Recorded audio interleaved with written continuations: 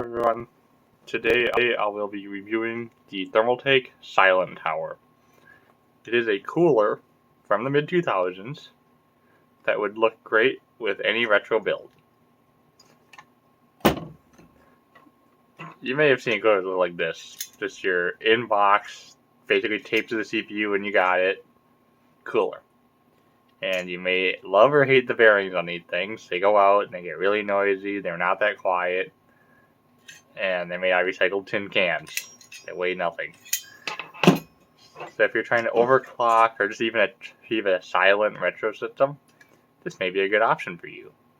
There are multiple versions of the Silent Tower and Silent family coolers. The other one I have is a 120mm downwards facing fan. And that would be, I'm going to say, one of the most optimal coolers for overclocking a board, as it pushes air straight into the VRM phases. Put some heat sinks on there, and you could get a really crappy board like this Winfast into a world record achieving board. So this cooler uses this plate system. And there's two sets of these plates. As you can see, one has screws in it. There's an insulator. So you have a plate that goes underneath the board.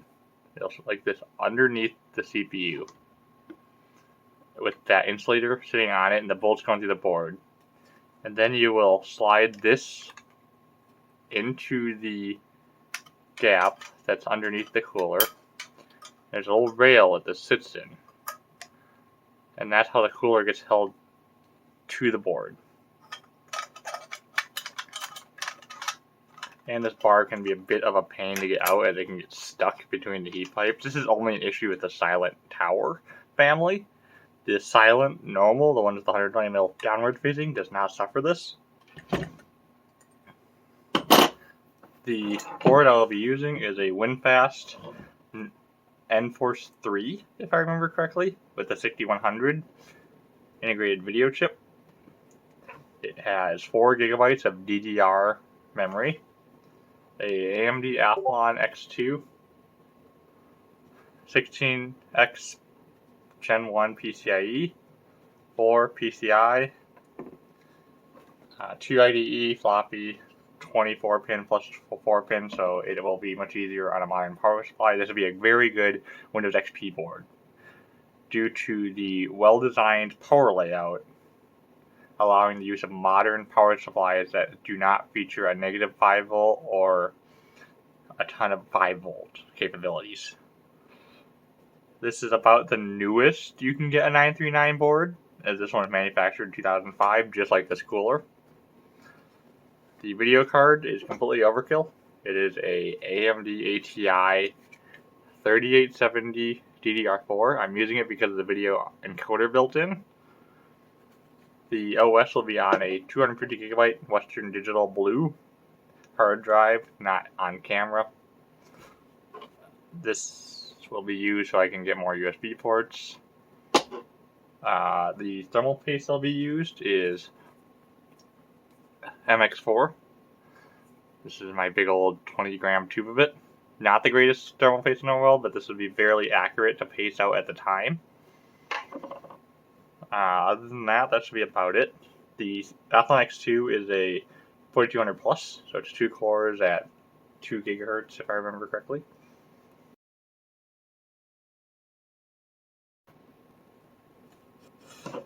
So I'll show how to install the stock cooler. We're going to start off with a little bit of thermal paste, just a little dot. You don't need much. These are not very big dies. It's 40 millimeters by 40 millimeters, so about that big. About that big. Right in the center, a little pea-sized glob is enough for this chip. This is only a 85 watt CPU, if I remember correctly. So you plug in your fan. You set the cooler into the slot, hook one end onto the first hook on this side, and then you slide the latch over the other side, then you fold it over. That is the stock cooler install. Alright, due to me losing the video of me installing the cooler, I have re-recorded it, and that's what you're seeing here. So I'm going to show you how to remove and install the Thermaltake tower on a 939 board. So there are two nuts that are on either side. I'll rotate so you can see them, one there and one there. You will loosen those, and in this case I'm going to need some pliers. So you just loosen them like any other nut. You can either ratchet, a open base wrench, pliers. Once you get loose enough, you should be able to remove it by hand.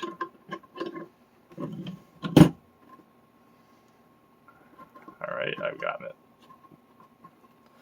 Loose enough I can start spinning the nut off. Okay, I got the nut on this side nice and loose. And you'll do the same thing to the other side. It'll be much easier since this plate will rock over and you can just spin it off by hand.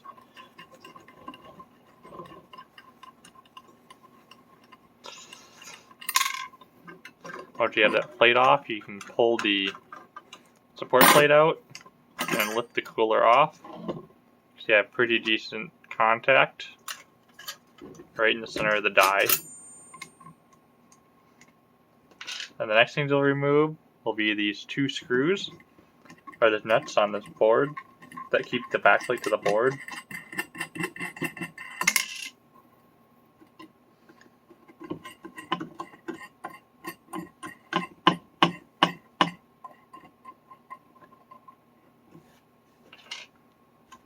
Then we get this CP fan, then you just lift the board right off the backplate. You can remove the insulator, and if you want to, you remove the nuts that hold the plate bolt on. In this case, also spacing away from the board. Some boards you can flush mount this, and you don't need these. So to install, you'd find the holes that you need, slide the bolts through. Depending if your plate needs spacing or not, you put nuts or washers on here. Since this board needs spacing, you would put the nuts on. Then you take your board, line up the holes, put the plate through, grab a nut, and install it. And this will let you get the back plate on so it won't fall off. So you can install it into a case if the cooler needs to go in afterwards.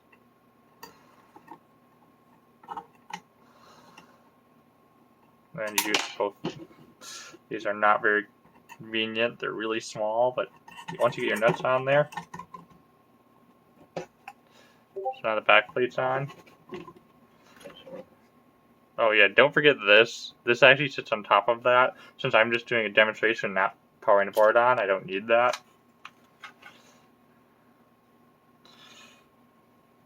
Where are they? Oh, alright, so next thing you would do is you'd have this this would be out of the box. You get this plate, there should be two of them, one's the back plate, one's the top plate. You're going to slide it through the CPU cooler. And there's little feet / rails it sits in. And you line up the holes on either side, and it will slide on.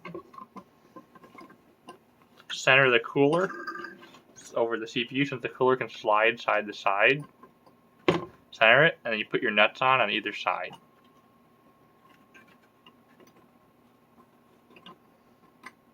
And you would tighten them evenly until you get to the desired tightness.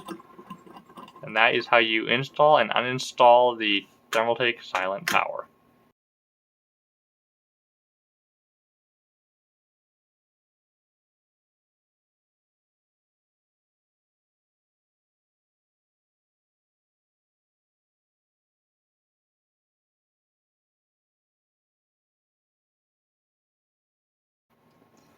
So I have concluded my testing on the Thermaltake Silent Tower.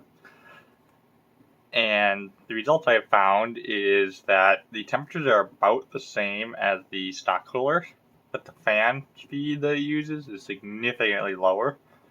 And the fan never changed RPM. It's always at the lowest RPM, making it much quieter than the stock cooler. My only concern is in cases that are thinner this way, you can have clearance issues. Some motherboards where the CPUs are significantly further this way, like some of the double MSI boards and some other dual CPU boards, the width can be too much a concern. You can have RAM clearance issues underneath the CPU cooler, and you can't move the fan up or down. It's locked on with bolts. Other than that, the cooler performed very well. It's fairly easy to install for 2005 standards, and it's not too bulky that it'll put a strain on the board. So how I tested was I used Stress NG on 2 cores because it's only dual core. And I ran sensors, LM sensors, to monitor the temperature.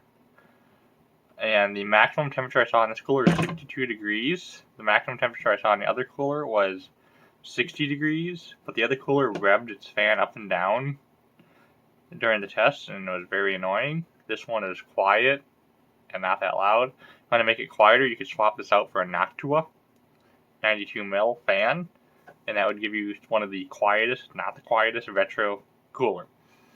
If you got one of the ChromaMax black ones, it would look pretty decent. Other than that, the cooler performed very well, fairly easy to mount, other than the components being an issue on the back side. So you need to throw a nut or a spacer on there, and that will fix that problem. Other than that, I like the performance of the cooler. It's very easy to install, and that's my conclusion on the Thermaltake Silent Tower.